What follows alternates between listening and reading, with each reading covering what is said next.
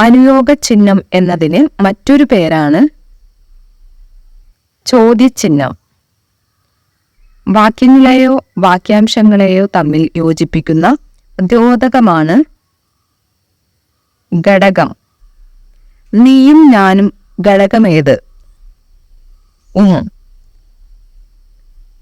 നീ വന്നാലും ഇല്ലെങ്കിലും ഞാൻ അവിടെ പോകും.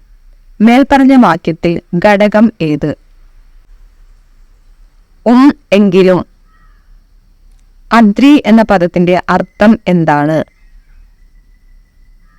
പർവ്വതം. അവൻ ഇന്നു വരും അർത്ഥവ്യത്യാസം കൂടാതെ വാക്യത്തെ നിഷേധവാക്യമാക്കി മാറ്റുക. അവൻ ഇന്ന് വരാതിരിക്കില്ല. ശരിയായ പദമേത്? വെഡ്ഡി.